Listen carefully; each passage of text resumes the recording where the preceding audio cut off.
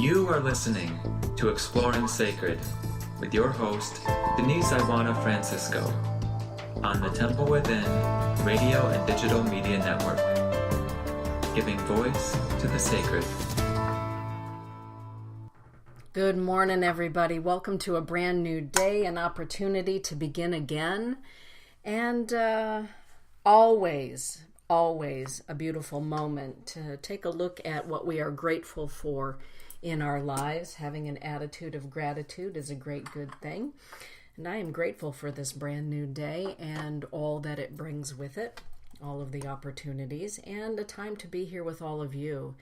I'm just going to take a moment here. Hey, Lady Hawk, Chetan Wian, down there in the great state of Texas. It is great to see you and have you in the chat room. I'm going to share this here,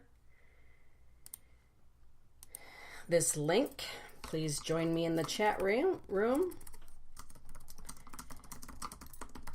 at this link. So if you are on Facebook by any chance, and you are on the Exploring Sacred with Denise Iwana Francisco page, you will see the link to that. And it'd be great to have you here in the chat room with me. So good morning, Lady Hawk. This morning we're going to be talking about why it is that sometimes in order to move forward, we need to take a look back. And a lot of times we hear that, we shouldn't look back. Don't look back, you're not going that way. Well, sometimes we do need to go that way in order to go the other way, because sometimes there are things to wrap up, there are things to review, there are things to balance and to come to understand. That's very important in moving forward. Good afternoon, Janet Smith. By the way, Janet, just wanted to let you know that I am resurrecting the Mystic's Heart, but we will be doing it once a month on Wednesdays so that you can join us live from where you are over there in the UK. So Wednesday at 10 a.m. is the day, everybody. I'm either going to be here with the Mystic's Heart or Exploring Sacred.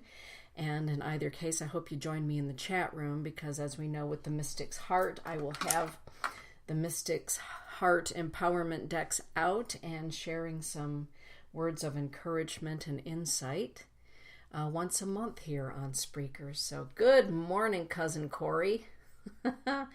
Everybody in the chat room, my cousin Corey is in the chat. And many of you met my cousin Johnny last Wednesday evening on the radio show. And this is her sister, my cousin Corey, my mother's cousin. And today's an auspicious day because today is very important for me in many facets of my life. And I'm happy that I get to start my special day out with all of you, because this evening I and Todd and myself, we fly out to Atlanta, Georgia. And tomorrow morning then we will make our way up to Alabama and back to Georgia, all in one fell swoop, to spend the entire weekend and all of Friday with my biological family members on my father's side, all of my cousins. So they're converging from all parts of Georgia and the Carolinas to meet in Hawkinsville on Friday and Saturday. So I'm very, very excited. Good morning, cousin. Good morning, Johnny. So it's Janet, exactly. Amazing. It's an amazing day. One of those days that I have to keep pinching myself to remind myself that this is very real, that I get to come on the radio show this morning with all of my beautiful friends from around the world and my relatives, and know that, what we so often talk about here on Exploring Sacred, it's one of those sacred moments in time. It's a sacred moment upon my soul's journey that is taking place. Yeah, Lady Hawk, you know it. And so the family is growing and expanding. It was interesting yesterday. I was talking to my cousin, or not my cousin, I was talking to my sister Barbara Dullknife, and she was just calling, and we were visiting, and she said to me, Mitankala, sister, I'm so happy that the family is getting bigger. It's growing, it's getting bigger. And one of the things that my Lakota family taught me right from the get-go is that family is a beautiful thing, and it continues to grow, and family is family, and it isn't always by blood. It starts that way, and it grows over time. So Barbara was sharing with me that she can't wait to meet. She can't wait to meet all of my cousins and to spend time with them. And I know that my cousins look forward to meeting my family out on the reservation and my family here in Michigan as well. So in this whole entire process, it has been a process of having to take a look back. Having to look back in that rear view mirror. And we know that sometimes when we look in the rear view mirror, things that appear can seem distorted. Particularly if we haven't had the opportunity or taken the opportunity to go back and to reflect on where we've been, in order to go where we're going in balance and in understanding. Good morning, Katie Battle. Good to have you here in the chat room this morning. So this morning, as I'm packing my bags and getting ready to go, I took out some old photographs of myself to share while I'm down there. And taking a look back at photographs, you all know what I mean. We can take a look at photographs from our childhood, and images crop up, memories crop up.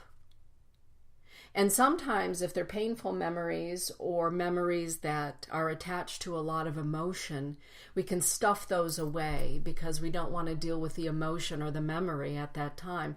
And yet, being with it, being with the emotion, being with the memory, and allowing it to come forward as an adult woman. Isn't it amazing, everyone, how we can have a memory of our childhood and we forget to acknowledge perhaps that the memory that we're carrying is the memory of a child.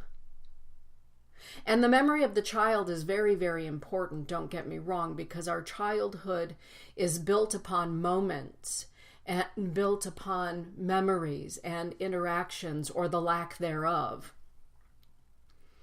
And we can hold the emotion or the experience as a 3-year-old or a 4-year-old or a 10-year-old or a 16-year-old for our entire life, not allowing that memory or that experience to mature along with us. Sometimes, we as people can have a case of arrested development. And sometimes our memories can also be a case of arrested development because maybe we haven't allowed it to grow in understanding along with ourselves and our capability to see things from a different viewpoint or in a different light.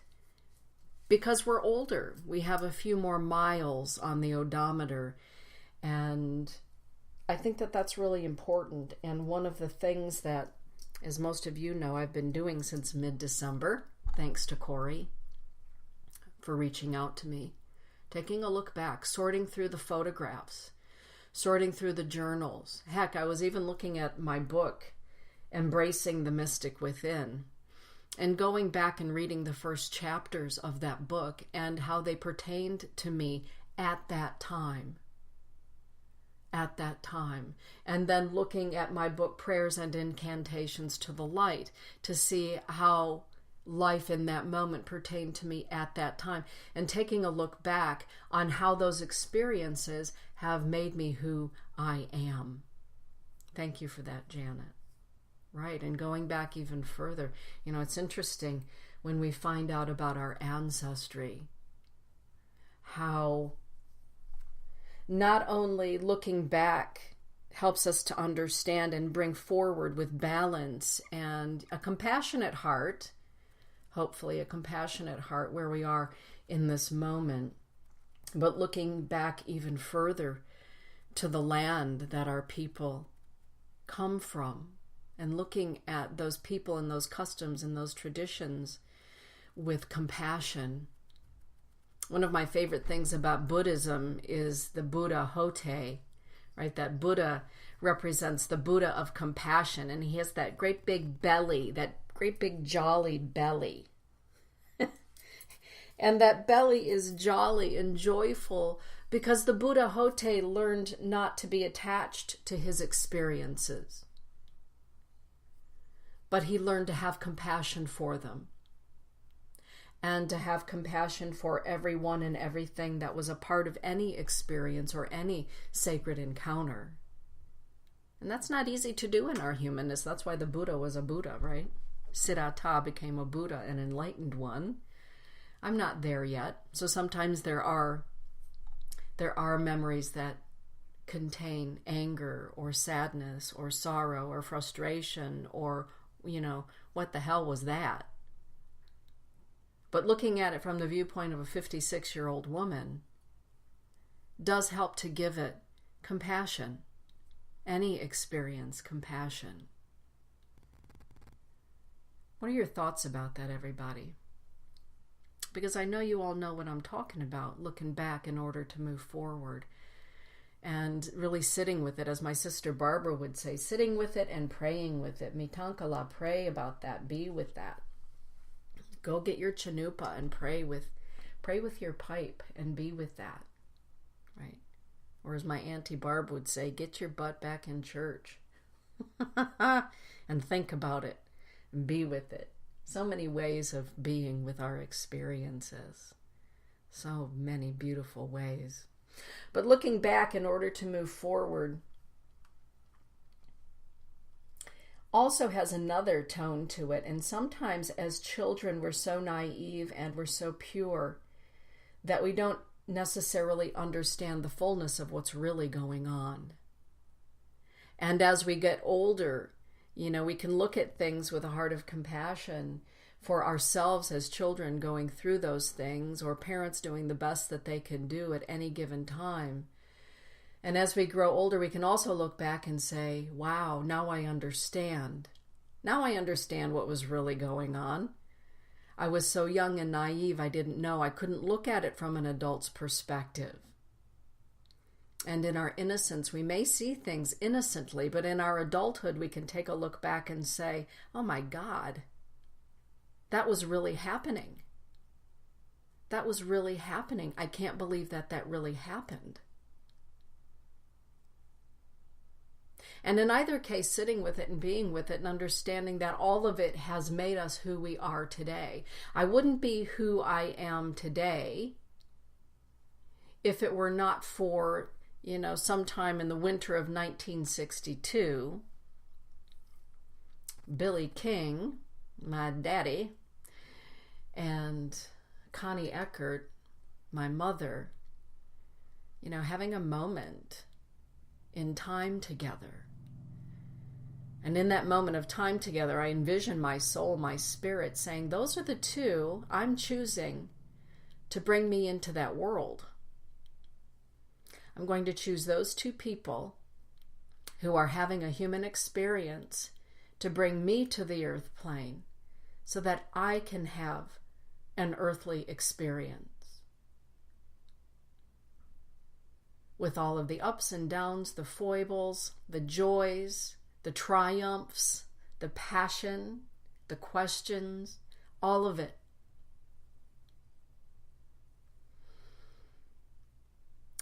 I happen to believe that we choose our parents.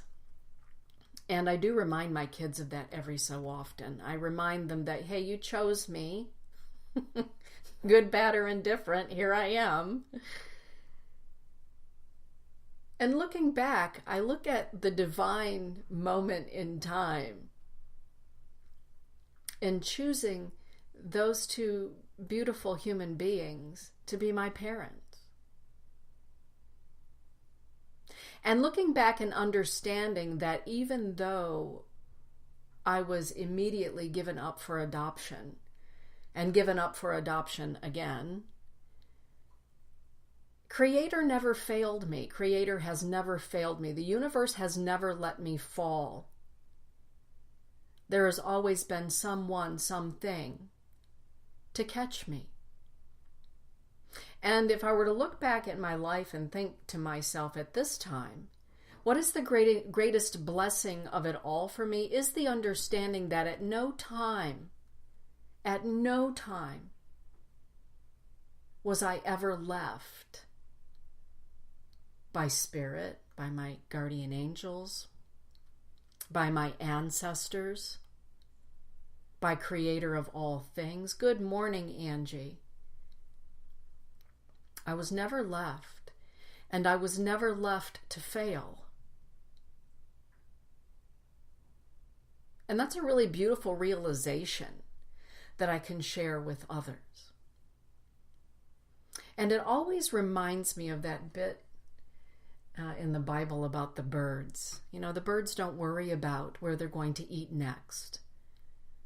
They don't worry about that. They take to the sky, and they always safely land on a branch. They always safely land in a place that's nourishing, that feeds them. And I can say that that has been the case. I've been blessed with an incredible group of friends from all around the world. I was talking to my cousin Bobby King the other night. She called me and she said, you know, looking on Facebook, it's really clear that you have an amazing support system of friends. And I do. Oftentimes I say to other people, or when I'm speaking in public, I am one of the most blessed people that I know. One time somebody said to me, how can you say that? Your parents gave you up as a child. How blessed is that? And I said, well, on some level, my soul requested that in order to really be something of a gypsy in this lifetime and to not be tethered to anything, but to be open to the world. And that woman looked at me and she said, oh my goodness, I never thought of it that way. I said, you know, one day I'll know when the time is right. And it may not be this lifetime. In fact, I was kind of convinced that it would not be this lifetime. It might be the next lifetime. But for right now, I'm going to understand that my soul has chosen a very unique path. And the brilliance of interconnectedness is that this December, on my dad's birthday, the Sarge's birthday, is when Corey reached out to me. And that wasn't lost on me. That wasn't lost on me. Numbers, dates, times, synchronicities are to me breathtaking signs from creation. And exactly right, Janet, which proves you never know what is around the corner. You never know. You know, Janet, having you on the show, my connection to Scotland that you are, I was, you know, Ancestry.com does such a beautiful job of letting us know where our people are from. And at least on my father's side, a vast majority of them are from Clan MacDonald up there in the Isles of Scotland. And there's a real draw, of course, to Glencoe. And the next time I'm in Scotland, Todd and I plan to go to Scotland in 2021. We're going to spend a couple of weeks up in the Highlands of Scotland to be there, where his people come from in Scotland and my people come from in Scotland. And to touch that ground, sometimes in order to bring balance to our lives, we feel a compulsion to touch the land, to look back at the land, to feel it, to breathe in the air, to be in the music. And, you know, interestingly enough, the firm that Todd works for is now expanding into the Netherlands, specifically Rotterdam, which, as I was joking with my cousins last week, it seems that my mother's side of the family, when they were first brought to Earth by the star people, right, they incarnated from the stars, they emerged out of the Netherlands. That's how ancient they are in the Netherlands. And so I will go and touch that place, just as I'll touch Georgia and Alabama tomorrow and the next day and the next day. because I happen to believe that when we're looking back, we can look back at memories and people and places, but also to touch places on earth that hold the memories of our ancestors. And I believe also hold the memories of lifetimes past where we've been.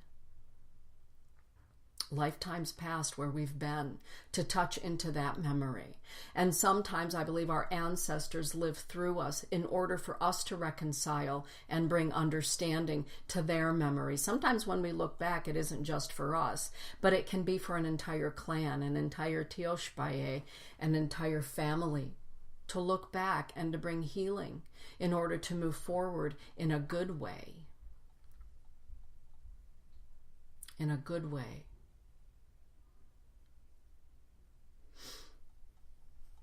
I was thinking about Sundance coming up. I love to go out to Sundance, as you all know, and support the Sundancers, either in Oglala or up on Cheyenne River Reservation at Arval's place, and to be on that land,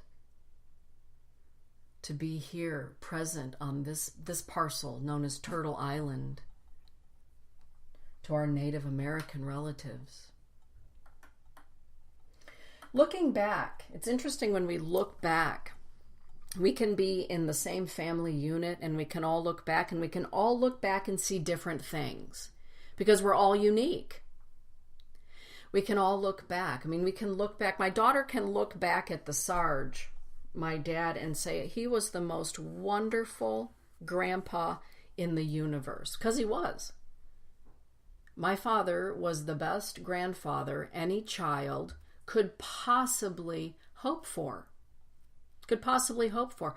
And I mean, in fact, for Elise, my dad would go to her school from kindergarten through, I believe, 6th grade or 8th grade every Valentine's Day. And every teacher that Elise ever had knew that her grandpa was going to come on Valentine's Day with a bouquet of flowers for her. And he did that until, gets to that age where it's just not cool anymore. And there wasn't a hockey game all across Canada or across the United States that the Sarge did not attend for Dane. Not one single hockey game. Ever. Didn't matter where in Canada or where here in the United States Dane was playing. He never missed it. In the eyes of my children, my father is the perfect grandfather. And in my eyes, my father was the perfect grandfather. But I remember the day when Elise was about 3 years old, being up at the lake. My brother Tim heard a blow dryer going on in my dad's bathroom. And we walked in, and here was the Sarge blow drying Elise's hair. And brushing it and blow drying it. And we looked at each other and said, "Who is that man? And where did the Sarge go? Where did he go? That's not the dad we know. Who is that man?" And later, we were chuckling and I said, "Hey, Sarge, wow." He said, "Oh, never mind. She's my granddaughter. There's a difference and I'm old." And in that moment, I had that moment, that aha moment, right? The dad that I grew up with, pre-Vietnam War and post-Vietnam War, particularly post-Vietnam War, was a very different man. And in that moment, I was, in my early 30s, I could look at him and say, there is a difference. And she will grow up with different memories and a different understanding. So families can look back at the same person or the same situation and see two completely different things. Have a completely different set of memories or emotions attached to it. And both are valid and both are okay. And sometimes looking back and understanding that somebody else's understanding of a person or a situation was different, is different, and has made them a different person, given them different sets of memories to move forward with, is also having compassion for ourselves to say, I didn't see it that way. It was different for me. And I get to honor the way that it was for me, while honoring the way that it is and was for them. And in that moment of understanding, then we can really move forward in a good way with everybody. At the same time honoring. And sometimes we're the one that has great memories of.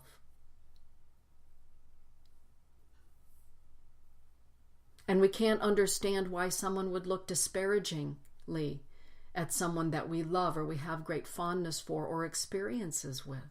Well, where does that come from? That wasn't my experience. But taking a moment to honor another person's experience. Yeah, exactly.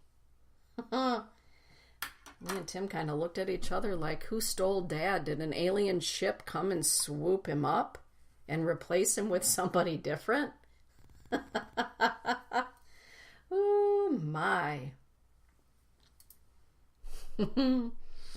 There's been a common theme with, I call them, the ladies, my king cousins, because many of the king men were Vietnam veterans, Korean veterans, career military men. And they are a different breed. It is different to be raised by a veteran, a war veteran. It's different to be raised by a military veteran of any sort, whether they saw active combat or not. And there's been a common theme of, well, you know what happens after they come back from war. They're not the same. And you don't understand it when you're a kid. And when you grow older, you come to understand what war does to somebody, what war does to a family, what war does to a spouse. And that's true. And we don't understand it when we're 10, 11, 12, 13, 14, whatever, 20, 25, and just wanting to have a normal parent. But then when you get about 40, 50, 60, 70, you take a look back and you say, oh my goodness, now I understand. And at those times, everybody, sometimes we have to call up our inner child. As an adult, sometimes we have to say to our inner child and envision that 5-year-old, that 12-year-old, that 16-year-old. Call them up and see him, look at them as you were at that time and say to that young person inside of you, have a conversation. Let them know that aspect of you that is still mourning, grieving, not understanding, questioning. Taking that child, even at birth, and saying, this is what was going on. And it's okay, you're safe, you're loved. Look where you are now. You are loved. And all of these experiences, not all of them easy, some of them magnificent, have made you into the man or the woman that you now are. You're safe. Let's take a look at it from the current perspective. Sometimes we forget that we have this inner child that's still in there saying, what just happened to me? Where did everybody go? Well, they've been there all along. Some come, some go for good. But in the grander scheme of things, when we're talking about soul paths and spiritual paths and comings and goings and sacred encounters and sacred happenings, we understand that everything happens in divine timing, or at least I do. And maybe that's just been my coping mechanism, but I think there's something more to it. That everything happens in the perfect time, right on time and in time. Not on time as our humanness would want to experience it, but as Chief Philip Whiteman said many years ago, and I've not forgotten it, sometimes it's not about being on time, it's about being in time and understanding that everything happens at the perfect time. I love that, don't you?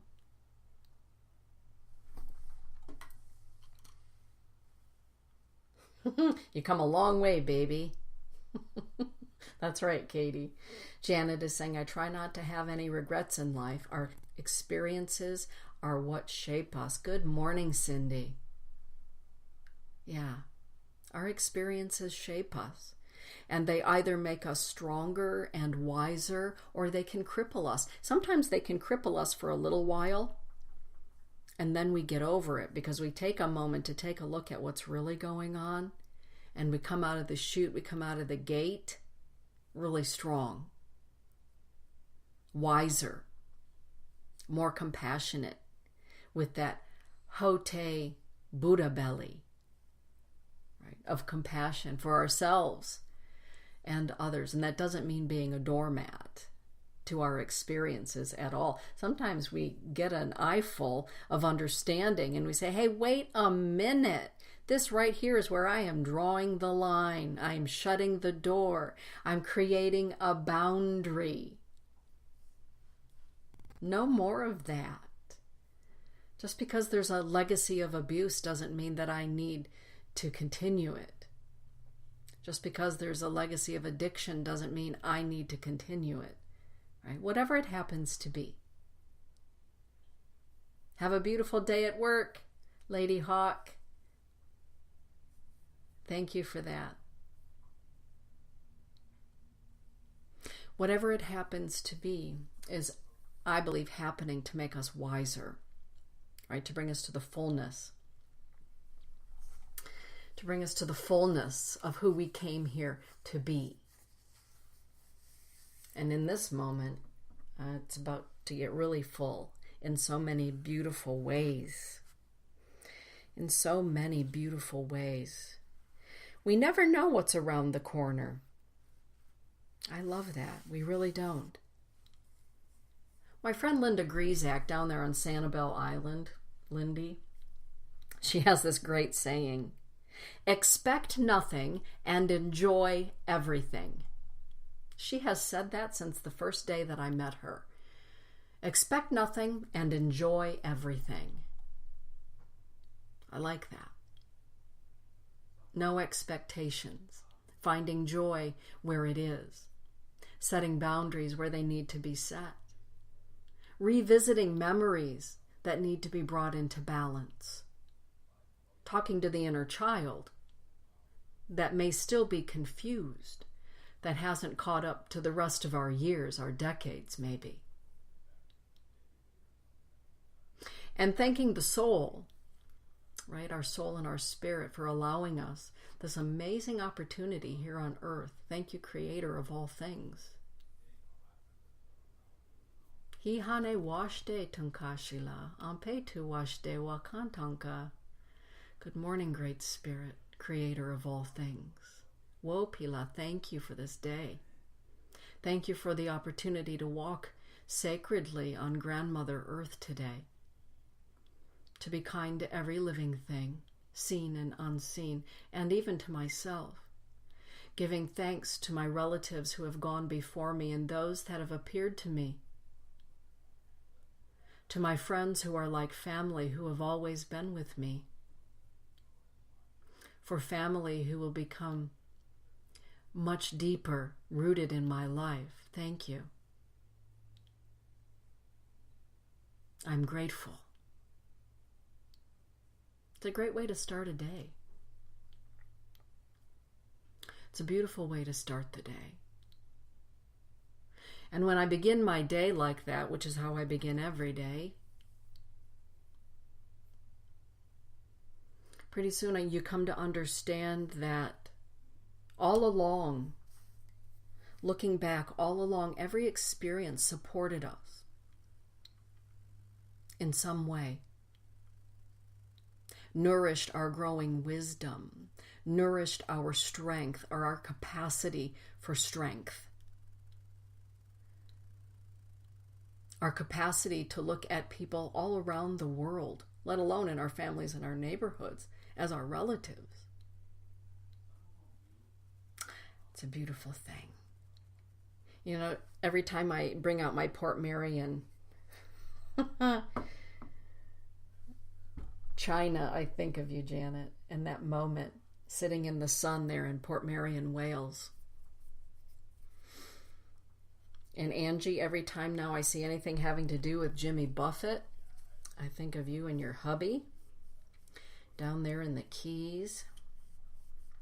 Right? And Katie, every time I think of Paris, whether it's France or here in Michigan, I think of you. Looking back, where do those memories come from? Where do those thoughts come from? What's attached to that? And where do we go from here? Where do we go from here with our bag of treasures? Some of our treasures are shinier than others, granted. Some are like big old lumps of coal. We have to take a look at those big old lumps of coal. And which treasures do we take forward? Which treasures do we need to go back and refine? Maybe there's a diamond in that big old lump of coal that seems to be weighing your memory banks down and your ability to move forward. Taking a look at that lump of coal and finding out if there's a diamond in there. And if it's just a big old lump of coal that needs to be tossed, then it's time to toss it. If there's a big old lump of coal with an amazing diamond nugget in there, then it's time to start polishing it. As the Buddha would say, polishing the mirror of our soul. Waxing the moon, as some call it. Polishing the mirror. Looking forward with a clear reflection going forward, and also in that tricky rear view mirror happens when we polish that mirror. With that, everybody, thank you for being here with me today. Thank you for being with me here on Grandmother Earth. And thank you for being part of my memories and my going forward. With that, everybody, I hope that you have a magnificent day wherever you happen to be. Please do get out there and shine your light as only you can shine it, as you came here to shine it. Blessings be, everybody. Until next week.